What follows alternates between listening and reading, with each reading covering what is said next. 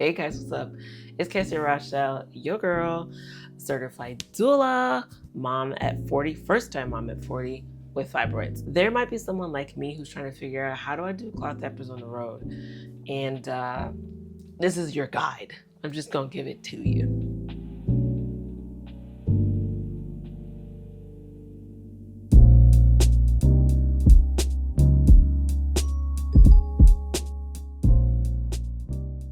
So it was my first time going on vacation with my little one, and cloth diapers. Like, I don't know anybody else in my community who's doing cloth diapers.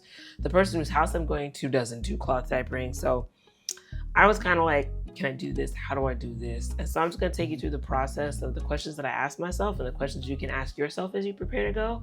And then just some of the specific things I did that worked for me. And hopefully it can work for you. If not, asking yourself the question that I asked myself should help you come up with a good plan for your family and your vacation. I can never promise to be a one size fits all. People are way too different. Our experiences are way too different and beautiful. However, I can definitely help you get in the mind frame of like, how do I get ready for this? So the first thing that I had to figure out is, can I do this? So I asked permission. I was going to a friend's house, but if you're not going to a friend's house, consider if you're doing like a hotel or if it's an Airbnb or a resort with like a villa that has a washer dryer combo, then I think it's an open option for you. I personally do not like to go to laundromats. I mean, you could Airbnb and then find a community laundromat, but having a washer and dryer accessible is a big key to making cloth diapering on vacation work. By the way, notes are down here so that I can stay on target. Easy access to a washer and dryer, I think, is absolutely essential to being able to cloth diaper on the road. Now, I don't want anybody to feel like just because you're doing cloth diapering, you cannot switch over to disposables for vacation, because you can. No one's gonna stop you. The cloth diaper police aren't gonna come and take your like environmentally friendly card away. You do what works for your family, for your baby, for you, so you can keep your mental health and actually enjoy your vacation. You want to actually enjoy your vacation. Kind of essential, right? You want to figure out how long you're going and where you're going. For me, I was going for 10 days and I was going just to stay away. We were taking a plane. So I had to figure out getting on the plane, like that actual journey on the plane, how to cloth diaper. I'd never done it before. And then when I got there, it was cool. My host family, my friend was great. She was like, absolutely. She actually came from a background of cloth diapering. Her parents used cloth diapers on her younger siblings, and so she was a part of the process and was very sympathetic to what I was going through. So after you've determined where you're going, how long is it for, can you actually cloth diaper? The next thing you have to figure out is, what are you going to pack with you to make cloth diapering on vacation possible? This is where it gets exciting. This is when we do the show and tell. I'm gonna be reaching over here. I've got my little box. So just in case you see me magically pulling items out, it's because all this stuff is right here.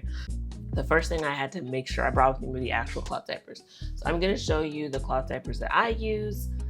If you've been here before, you know my preferred brand is Assembly.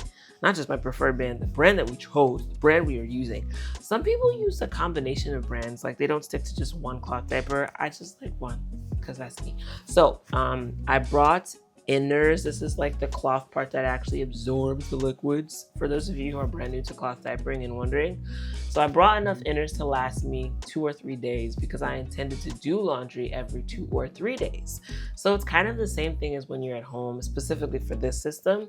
I think I brought 21 of these joints so that I could have 7 every day, because at that point my baby was average using up 7 diapers. I was including the nighttime ones with like 1 change at night. So I brought 21 of these Johns. Oh my goodness, can you see? Okay, I bought 21 of these. Love these. And then I brought 7 of the outers. And I like this brand a lot because they come in like a bunch of really cool patterns and so pretty. So I brought 7 of these Johns. You can actually, you don't have to like do one and then change it. If baby doesn't give up too much liquid, if baby doesn't pee too much, then you can like set it aside so that it air dries, use another, and then return to the one from before. So you don't necessarily have to take 7. I just wanted to take the pressure off of like, oh no, I'm close to the wire. Because sometimes if there's a lot of pee or a lot of poop, you don't want to reuse. So I brought 7. So 21 inners, 7 outers. At night, if there's a lot more pee, there's overnighters that help absorb all the extra pee. So I brought my 4 of those, 2 a night, and that will cover 2 to 3 days. Oh, also I brought tossers. My baby was just starting solids, and these like super thin liner that you put on the diaper catches all of the solid part of the poo. With breastfeeding babies, I'm not sure what journey you're on as far as feeding, but they are just liquid. It's all liquid. But we had just started solids, and so baby was transitioning into giving us something a little sturdier. So the tossers were great for catching all of this sturdy stuff. So a lot less having to worry about poop getting everywhere because the tossers caught lots of things. Now for actual wiping the baby, I have cloth wipes, but I brought disposable wipes. I think I brought 2 of these. No, I think I just brought 1. I might have brought 2. I was so worried in the beginning. Shout out to my one friend who was like, pat the whole house, because I felt that. That resonated with me on the inside.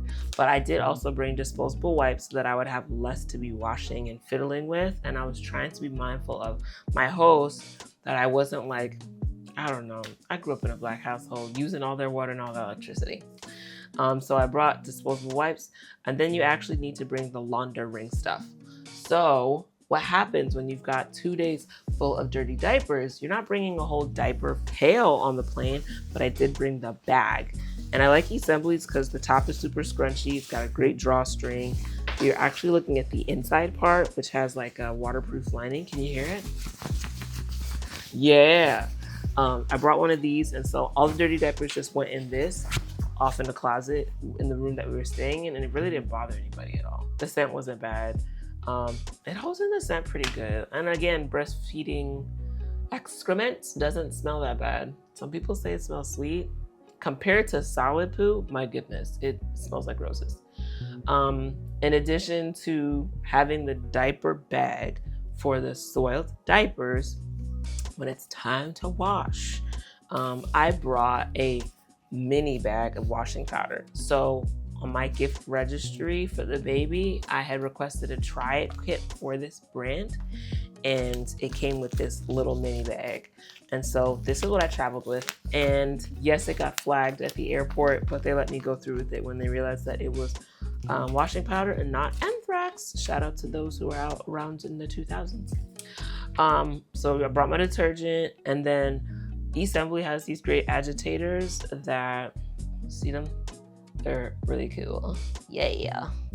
They're great at shaking up the diapers to get all the excess thingies out.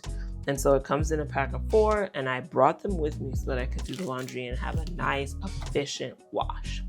The other thing that I brought with me, because I knew that we'd be traveling in the airport, and then from the airport, we'd be taking a car to their house for like a half hour, we brought disposables, okay? My next point is you need to be flexible. Consider a combo. Consider not doing straight up cloth, because then I can put a lot of pressure to bring everything. And then like, for me, there's the anxiety of like, oh no, what if I forget something? So I definitely brought disposables for the airport, for the car ride. And then if we were traveling to go see friends or going out, disposables. There's no shame in bringing them. You don't have to feel bad about it. Bring a pack. So we packed the diaper bag with it, and we also put it in a suitcase. Let me talk about how this worked for us, because I think what brought me the most worry, I don't want to say anxiety, but that's what it was how do I pack all of this? So we ended up going on, was it Delta? I think we went on Delta, and you get 2 bags. It wasn't Delta. It wasn't. Sorry, I cannot give them that free shout out. It was another airline that allowed us a free bag and then a carry-on and a personal. So there was one carry-on that was just baby stuff. And then my husband and I shared the other carry-on. They let you bring a personal item, and they let you bring like a stroller or a car seat.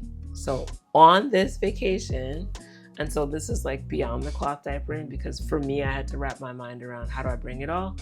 We brought his car seat. We brought a diaper bag. That diaper bag was filled with disposable diapers. But we also brought a carry-on suitcase that was just for the baby. So it had all the cloth diapers. It had the washing powder. It had everything. So yes, it did have to go through the security check. But we made sure to bring travel size of everything. And that really worked for us, actually. It was nice to just have all the baby's things in one section.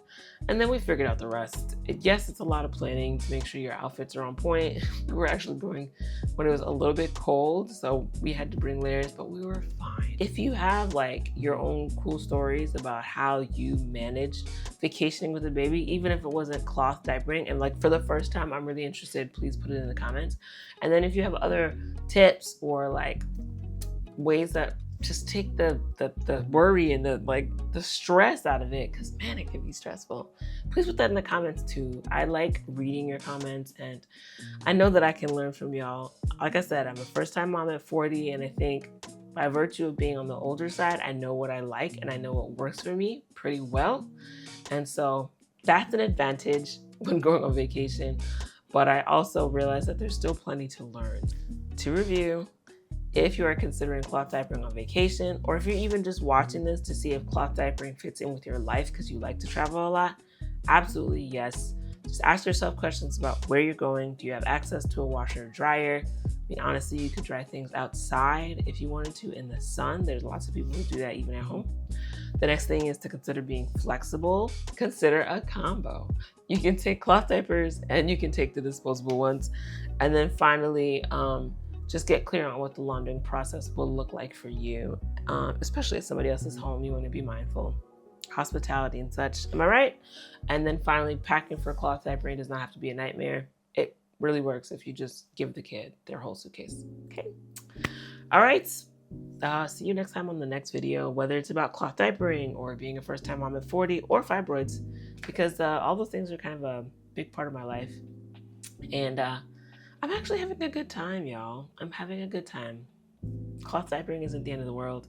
Being a first-time mom at 40 isn't the end of the world. And having fibroids, surprisingly enough, is not the end of the world. And it can get better. Can't wait to share some of the things that have made this journey so awesome for me. All right.